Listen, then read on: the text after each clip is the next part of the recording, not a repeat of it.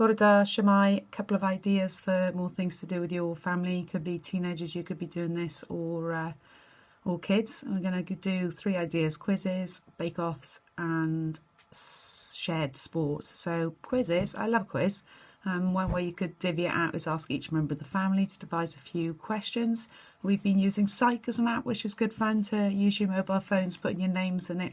Gives you some funny suggestions of things to write.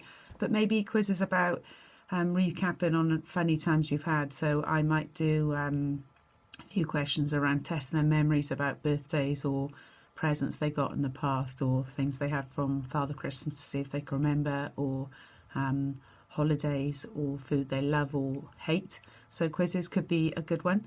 How about sports? This is actually nicked from one of my friends, one of my running friends, Liz. Thank you. So she's got 2 kids and a partner, and they're all very busy in ordinary everyday life. So someone does, rugby one day, dancing another day, swimming another day. She comes running with me on a Saturday.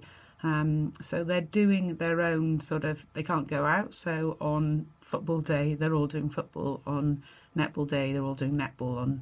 Can't do swimming. On running day, they're all having a local run, or yoga day, they're all doing their yoga. So it could be a chance for young people to lead their parents or siblings in activities that they normally do, and it might not be the actual sport, it might be the warm-ups.